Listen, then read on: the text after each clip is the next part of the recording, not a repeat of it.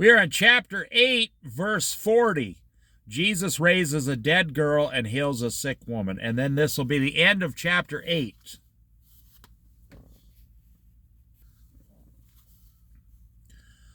Now when Jesus returned, a crowd welcomed him, for they were all expecting him. See, word about him got out, see.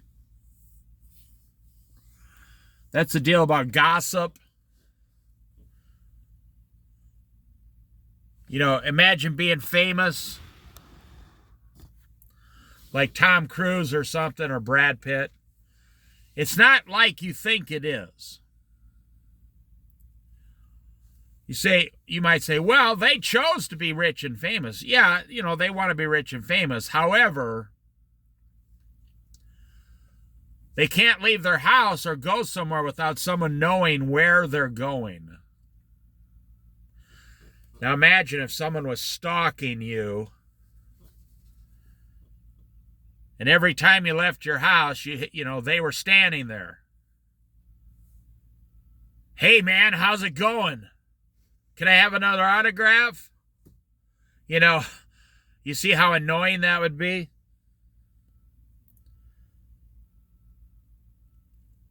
But Jesus can't go anywhere now without word. You know, think about it. They never had walkie-talkies back then. They never had cell phones. They never had radios. They never had telephones. How did they know? I mean, the biggest and fastest, you know, gossip line is people. Oh, yeah. They tell one person, they tell someone, they tell someone, they tell someone. 2 hours later, it went across the whole town, and they know exactly where Jesus is going to go next.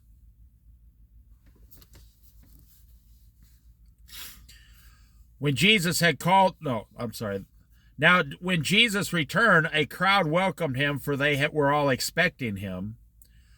Then a man named Jairus, a synagogue leader, came and fell at Jesus' feet, pleading with him, begging him to come to his house because his only daughter, a girl of about 12, was dying. As Jesus was on his way, the crowd almost crushed him. See, he can't even walk normal. He can't even walk down the street without people like bombarding him, you know. That's an old war term, World War I, World War II, but you bombard bombs. And I mean, that's what it's like. They won't even let him have peace and quiet. I've always thought to myself personally, I mean, if Jesus did not control the situation, they would have just ripped his arms and legs off. It's like a frenzy. It's like a Taylor Swift concert. Taylor Swift walks up to people and they faint. I'm telling you that, I mean, Jesus is in this bad situation for our sins, to die for our sins. And a woman was there who had been subject to bleeding for 12 years. But no one could heal her. Now, remember, Luke, the doctor, wrote this story, so I bet he was very interested in this woman's condition, Luke. Because she went to people like him. She went to many, many doctors like Luke, and no one could heal her. The most famous doctors in that area could not heal her.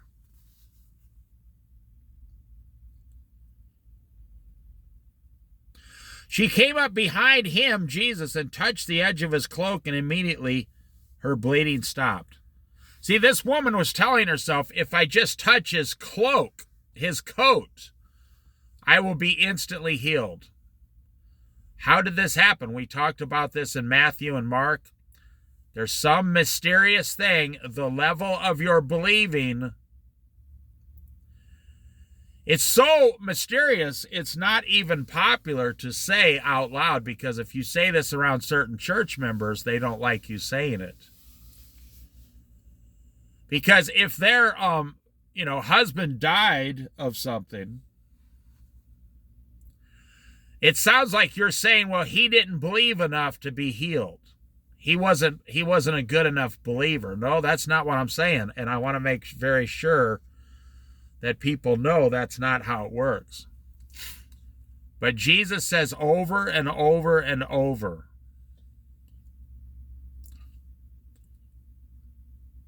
non-stop, constantly, the people that believe are always healed, and then the other people come up to him with a lack of faith, and he can't do anything for them. Now, you tell me that's not a mystery, that God can't heal you if you don't believe in him? It's in the Bible. In his own hometown, people doubted him. They did not believe him. He could not heal them. He could not, it said he could not perform many miracles there. Think about it. This woman was so convinced that if I just touch his clothing, I will be healed. Now, today is January 2nd. Do you see how fast January 1st went? That's how fast every day this year is going to go. And if you don't get control of yourself and stop juggling 12 different things,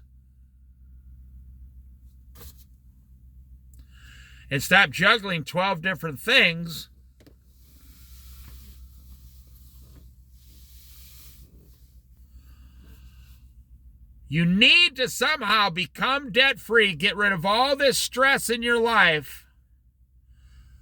Do you know what Dave Ramsey, he's somewhat of a Christian financial advisor. They do not give financial advice. They do not preach prosperity. They preach, their whole show is debt-free. If you call them which mutual fund is good and which is bad, they won't tell you. If you call and say, how do I get out of debt? They'll tell you. That's their whole show. Millions of people have become debt-free because of the Dave Ramsey show. Because once, here's the funny thing. I'll teach you something real quick. Debt, D-E-B-T, debt is the thing that's keeping you poor in today's world. Debt has you poor. That's your only line to why you're always poor, is because and he takes the 5 principles right out of the Bible, and the number one principle in this Bible that we're studying, the borrower is slave to the lender. You know, Dave Ramsey goes on stage with a big, huge log chain wrapped around his arms.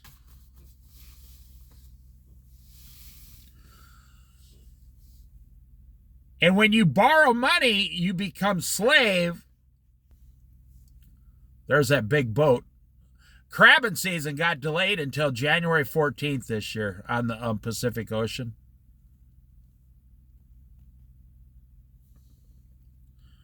Why'd you see that boat there? And when you become debt-free, he takes the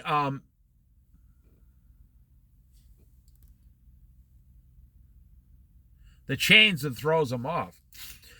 You see, once you're debt-free and you don't have to make more money, you're going to see a guy fishing out here. You're going to see the water plopping here. He's got a big, huge fish. I mean, not fish, but a big, huge, there you go. But you're going to see all the money you make is now your money. You say, well, I could become debt-free in 1 or 2 years except for my house. Sell your house, take the equity, the money. Do you know Dave Ramsey is one of the only ones that say, and most churches say this too, pay cash for your house. Buy a house and pay cash for it. Never buy anything, including a house, unless you're paying cash. You see, once, let's say you and your wife bring home after taxes $50,000 a year.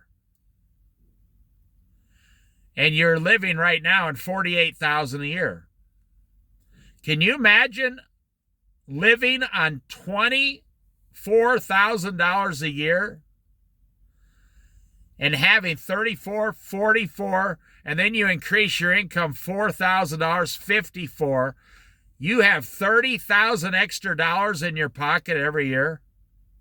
Can you imagine having $30,000 extra dollars in your pocket every year? It's not something I talk about. It's what Jesus Christ talks about. The Bible talks about it. Dave Ramsey talks about it. Warren Buffett, I just put a video you should watch in the Do Not Eat Sugar playlist of Warren Buffett. You might have to watch it 3 or 4 times to understand what he's saying. Warren Buffett is saying, look out, we should have already crashed in America by now, but inflation is going to continue and a crash is going to come eventually. There's something about your level of faith in Jesus then is the level of life you're going to live and the level of things you're going to receive.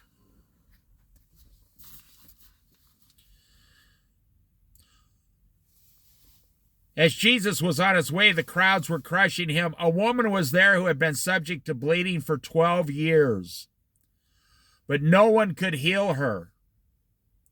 She came up behind him and touched the edge of his cloak, and immediately the bleeding stopped. Who touched me? Asked Jesus. When they all denied it, Peter said, Master, the people are crowding and pressing against you. Like there's hundreds of people touching you, Lord. But Jesus said, someone touched me. I know. Now listen, I'm trying to teach you how to live a very incredibly abundant life all the time. I know that power has gone out from me. This little woman, she comes up to Jesus, grabs him. She grabbed a piece of power right out of God. I want you to listen to this. She believed so much, she grabbed a piece of God's power out of Jesus and took it with her. Wow. I mean, you could almost call it stealing. Because she wasn't going to tell him. She was just going to grab it, take it, heal herself, and leave. Now, you want to talk about great faith. Wow.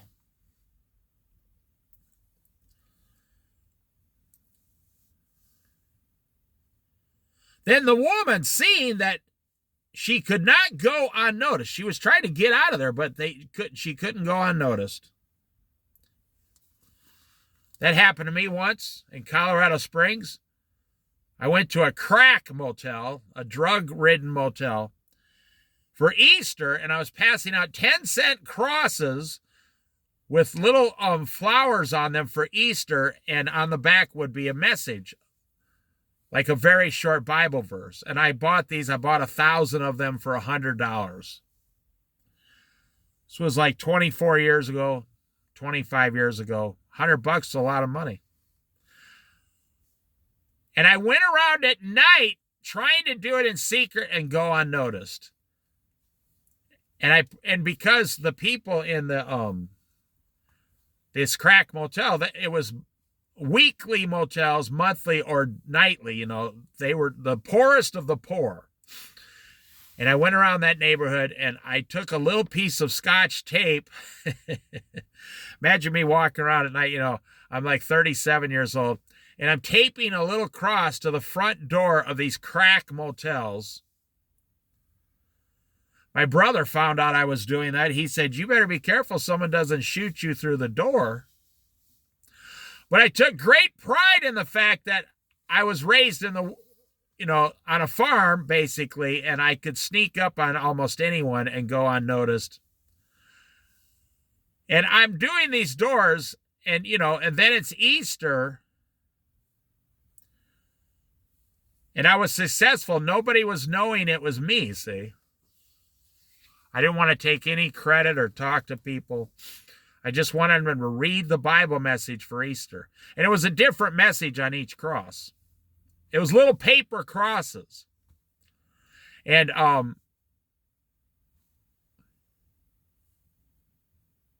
this woman, the next day, I'm going somewhere, and she opens up the door and comes right up to me. "Are you the man with the crosses?" I said, "Yes." I thought I was in a lot of trouble.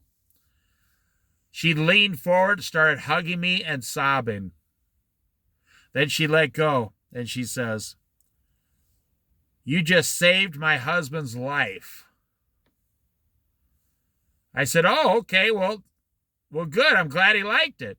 She persisted. She said, like this woman, she was going to tell me the story. And I was standing there listening, and she says, "Last night, we came here from Utah to Colorado Springs because we lost everything. And my husband just got done with drug rehab. And on the way here, our transmission broke down, costing us, back then it was like $1,400. All the money we had. We came here and spent our last dime on this motel, and we didn't even have enough food. And my husband said, 'This isn't working. I'm sending you back home to your parents. We're going to get a divorce.' We agreed if Colorado Springs did not work out, we were going to be divorced. And he would send me back to my parents. And she said, my husband sat there praying. He got on his knees and said, 'Lord, can you just give me a sign?'" This is a great story if you're listening. "Can you give me any sign at all, Lord Jesus, that I'm in the right place and that we must persist forward together?" She said my husband was crying. She was talking softly. Her husband was in the room sleeping. She said, my husband, we prayed and said, we'll just see what God does.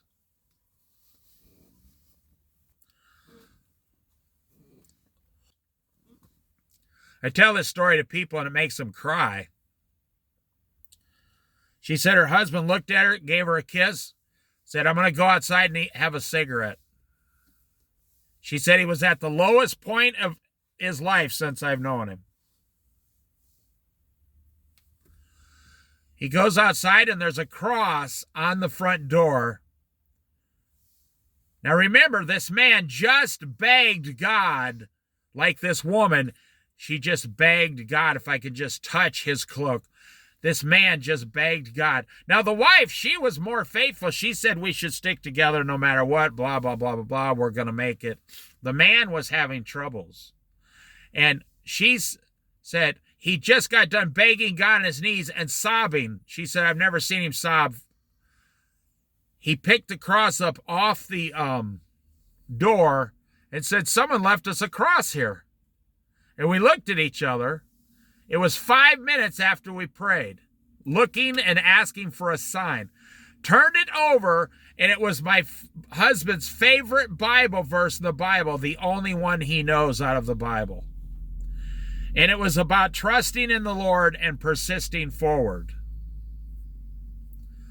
She said, my husband put out a cigarette, came in, and fully believing, like this woman who had this condition in front of Jesus, fully believing 100% that their prayer was just answered. God just gave them a sign, a message. They got back down on the ground and started, and this time they weren't crying. They were praying and giving thanks and praise now. And the man was so impressed that God would put that on his door that he said, "Nothing's going to stop us now, baby. I know for sure I'll never turn back. We're going to make it, and we're in the right town." She said, 1 hour later, the guy calls him. The reason they came to this town, because he was supposed to get a job. The guy called and said, "Hey, good news. I wasn't supposed to hire you for a couple weeks, but I got you starting work tomorrow morning. Or tomorrow, come on in and we'll get you all set up. And then the next day we'll all start working and you can start making wages right away." Now, the Lord told me a month earlier, "I want you to buy these crosses. Go out on Easter and pass these little crosses out in secret and just put the cross there. Don't do any preaching and leave." The Lord said, "I'm going to perform some miracles with these little paper crosses." And I said, where do I buy little paper crosses? He said, "Go down to the Catholic bookstore." Oh, yeah, because it doesn't matter who made the crosses. It's still the exact same Bible message with a little cross and a little Easter flower on it. So I went down there, and the woman says, the Catholic nuns, they ran. Now, I grew up Catholic, so it was fine, but the nuns, I said, "How many do you have here?" She says, "I have 1,000. She said, "We never order." I'm not making this up. This is when my whole life has gone this way with Jesus, with Jesus, with Jesus. She said, see, I'm telling you this story in reverse. Then she says to me, "We never order that many. We only usually get a couple hundred." She said, "But the Lord told me this year that I should order more of these." And that's when I knew the Lord had already told me to go buy them. Well, then he said, "Buy all of them. I had this lady order them so you would buy all of them." So I pulled a $100 bill out of my pocket. And that was a lot of money, 24 years ago. She looks at me and goes, "You're buying all these crosses?" I said, "Yes, I am, $100. She looked at me and said, "Well, let me give you a discount." I said, "Nope, don't want a discount because Jesus told me to do it and he doesn't want me to have a discount." She said, "You and Jesus must have something amazing planned this Easter." She says, "Good luck, young man." She said, "I'll be praying for your success." So the Lord tells a Catholic nun to order, 5 times more crosses. Then he tells me, "Go down and buy the crosses." I don't even know where they were. I never even seen them before. Then he tells me to pass them out. Then he tells these people, "Get into that motel tonight so you can receive the cross." And that husband and wife, they stayed together. Everything worked out. And they left their 2 children back with the parents. They didn't want to travel with them. And that guy had a job, some construction job that he was supposed to. Now, this was, remember, 24 years ago. He was supposed to make like $18 to $20 an hour. So they were going to get a lot of money fast. And this woman says to me, she said, "I will never forget you. I was hoping I could meet the person that put that out there." She said, "I've been watching for you, and she said, I want to just say thank you, and you will always be my Christian brother," she said. I said, "Well, okay, God gets all the credit. Jesus gets all the credit." I said, "That's great." And she went back in the room. She said, "If you see my husband, please don't tell him that I told you these things." I said, "No problem. I won't say a word." So this woman comes up. "Daughter, your faith has healed you. Go in peace." Do you know what this is like? This woman for 12 years has been in the bondage of this female bleeding, in bondage. She's bleeding, you know what it's like when a woman, has her period for a few days a month. Imagine having her period for 12 years. They didn't have female products back then.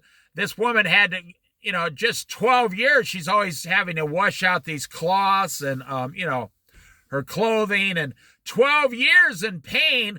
And you know what happens to a woman that time of month? Her side starts hurting. 12 years this woman's been going through this. Now listen very carefully. You have been in bondage longer than that with good old-fashioned American Christian debt, D-E-B-T, capitalism. You've been suffering under debt longer than 12 years. I know most of you have. Your money is not your own. Your life is not your own. Now look at what Jesus says to her. Daughter, your faith has healed you. Go in peace. Go in peace. Now, can you imagine what's going to happen to you? Can you imagine what's going to happen to you when you're 100% debt-free and you're just living in an apartment, you have no house payment, and you're living on $1,000 a month? Can you imagine the peace that's going to flood over you and through you and around you? Can you just imagine the peace you're going to experience? Just waking up every day going, I don't owe anyone a dime except my rent. I drive an old car. It works fine. It takes me back and forth to work. If you want to go on a big trip in the summer, just rent a car. Then you don't have to use your own car and put all those miles on it. And why can you rent a car? Because you now have a lot of cash in your pocket. Can you imagine the freedom this woman felt and the peace she felt when she was finally fully 100% healed permanently for the rest of her life? And how did that happen? How did that happen?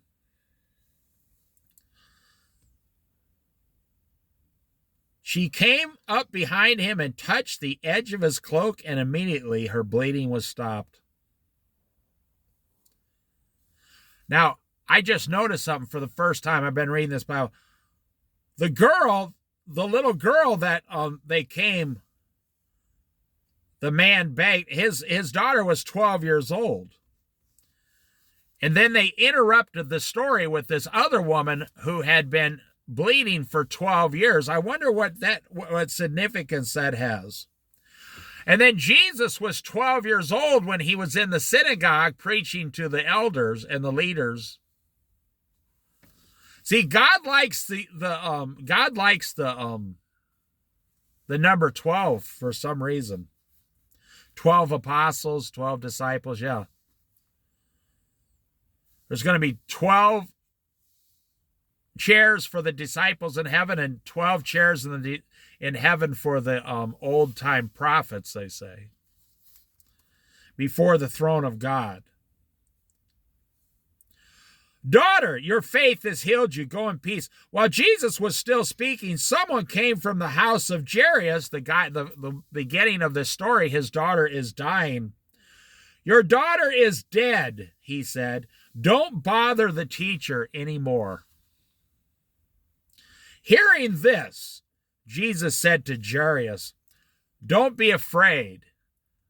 Basically what Jesus said was, don't believe these fools. Don't listen to these unbelieving fools. You say, well, they're not unbelieving. The daughter's actually dead. Yeah, but there is no such thing as death. You're not dead.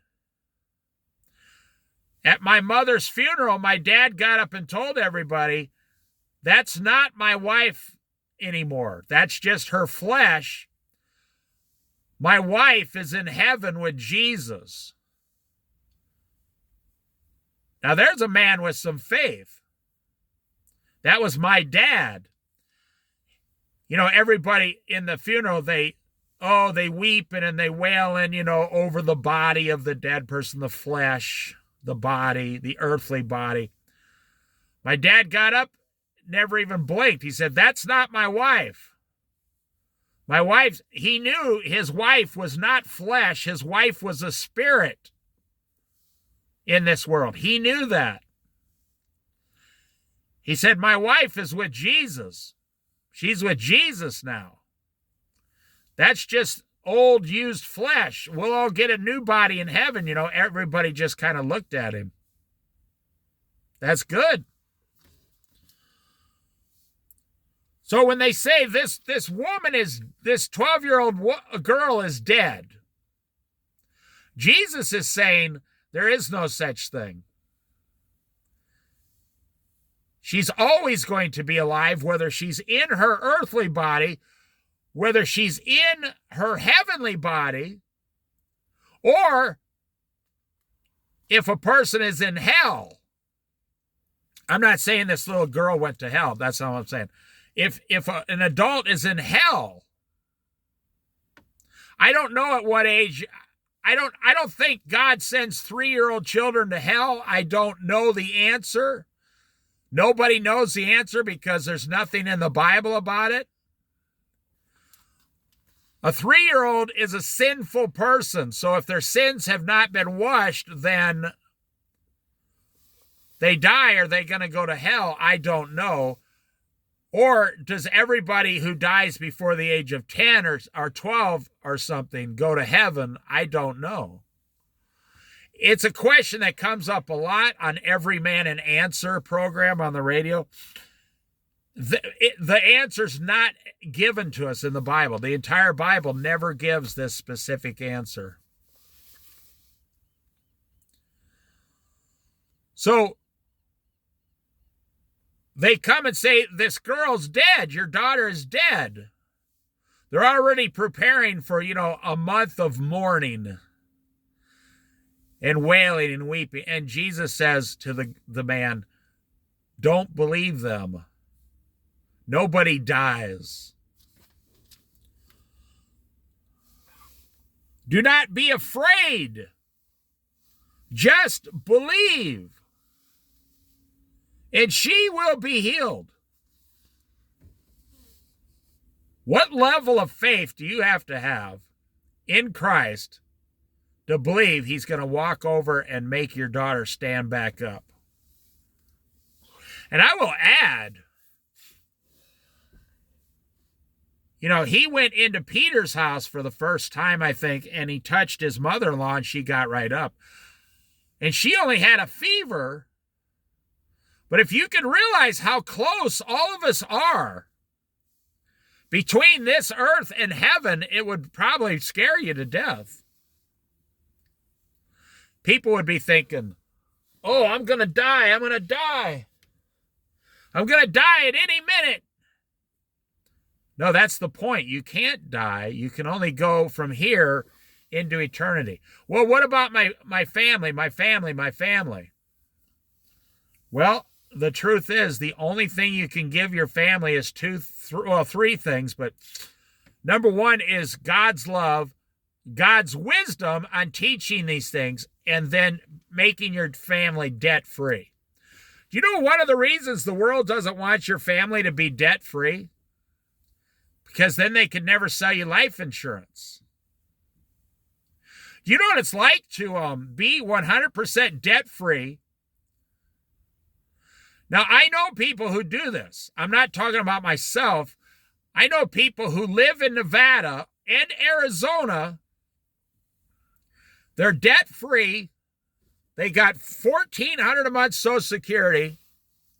They got $50,000 in the bank. And their rent in northern Arizona is $400 a month. They got a little trailer and they stay in a lot, and they up in Arizona say, "Oh, it's hot." Well, no, northern Arizona, and I see these lots online, They have northern Arizona has like a whole bunch of trees in places. And these people live in these one-bedroom, these retired people in these one-bedroom trailers for $400 a month. Now, it's 45 minutes away from everything else, but that would be even better if you ask me. And they can walk their dogs, and, you know, they still see rattlesnakes and stuff. It can still get up to 110 degrees, but it's so much shorter.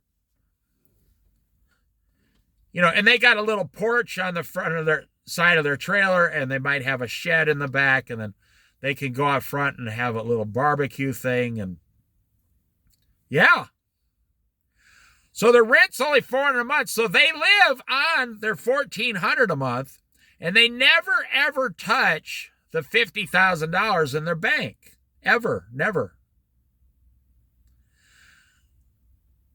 I saw a guy up there. He has like an electric bike. He only drives his car like 2,000 miles a year now, and he just rides this electric mountain bike around everywhere he goes. Can you imagine the freedom? Can you imagine, just visualize the freedom you're going to receive when Jesus completely takes over every area of your life? Now, you may be in a bad situation. You might say, I want to do all this stuff, but my spouse does not want to sell the house. Well, you're going to have to come to some kind of a compromise, because the Lord does not allow divorce. Don't be afraid. Do not be afraid. Do not be afraid. Just believe, and she will be healed. When he arrived at the house of Jairus, he did not let anyone go in with him except Peter, John, and James, and the child's father and mother. Now, why was this? Why was this? Because those are the people that believe the most. You know, we went over this in either Matthew or Mark. The same parable, same story. The people there were laughing at Jesus and making fun of him, that he does. What kind of a prophet doesn't even know that a child is dead? They were making fun of him. But Jesus made them all get out of the house except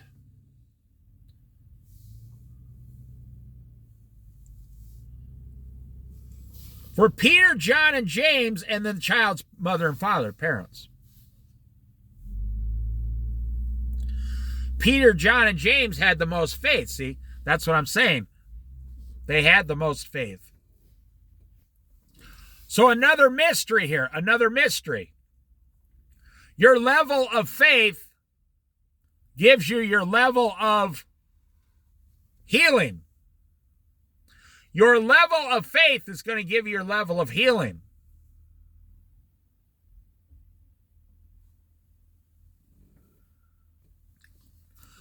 Something magical with God. It's a mystery, your level of faith. So he takes in the most faithful people. Meanwhile, all the people were wailing and mourning for her. Stop wailing, Jesus said. She is not dead, but asleep. They laughed at him, knowing that she was dead. But he took her by the hand and said, "My child, get up." Her spirit returned. Okay, see? Her spirit. It'd be like if Jesus walked into my mother's funeral, touched the body, the flesh, and my mother's spirit came out of heaven and went back into the flesh and was alive. My mother would be so mad.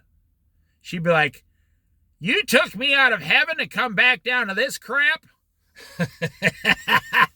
Seriously, she wouldn't have liked it. That's what I'm saying. When a believer dies, the only time you should be mourning is when a non-believer dies and is sent to hell. Then you should be mourning. I feel so sorry for that person, you should be saying. I mean, there's no way to 100% know either way, but when a believer dies, you should not be mourning. You should be giving thanks and praise. That believer is in heaven with Jesus being comforted, and they never have sorrow or anything. They're never sad. They're always joyful for all eternity. Her spirit returned. I wanted to show you the point. See, you are not flesh. You are not flesh. When you understand that you out there listening, you're not flesh. The reason we concentrate 100% on the flesh or 95% on the flesh in this down here on earth is because we make each other angry and want to punch each other in the flesh, or you rely on your flesh to do the job. Your job, or your flesh, eats the food, but you are literally 5% flesh and 95% spirit. It doesn't matter what specifically the percentages are. When your spirit leaves the body, your flesh is done. That's how it works. It's not reverse. Well, like people in comas. They've been in coma for 10 years. They're still alive because the spirit hasn't left the flesh yet. The flesh can be 100% dead. They have to be on a brain machine, a heart machine, a lung machine just to keep them functioning. But the spirit is still inside that flesh, even though they're in a coma. It's another mystery of God. Why hasn't he taken them out? That's up to him. God makes those decisions alone, not none of us. The spirit has not left the body yet. They're in a coma.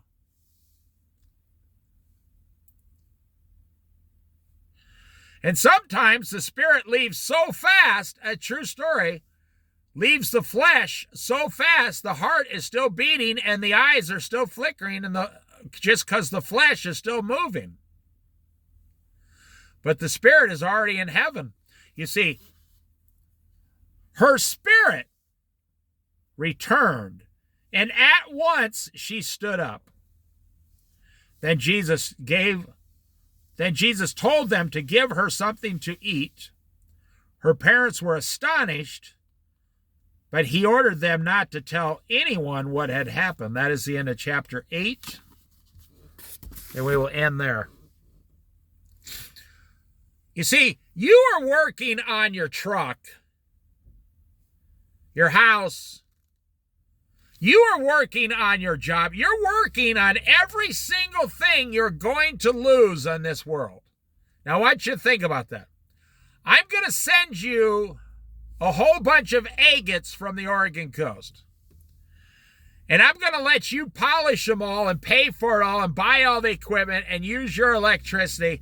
And I'm going to let you get them all perfect. And then I'm going to come over some night and steal them from you, take them back because they were my agates in the first place.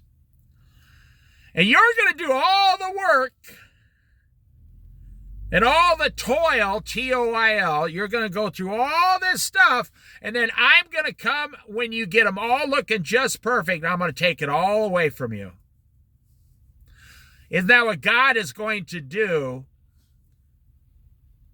You're going to work on your house, your job, your wife, your shoes, your coats, your man caves, your 401k. You're going to be all your furniture, your lawn furniture, your drinking, your barbecue. And God owns it all. God owns all that. See, God is just letting you borrow it. And one day he's going to come and say, I'm going to take it all away from you.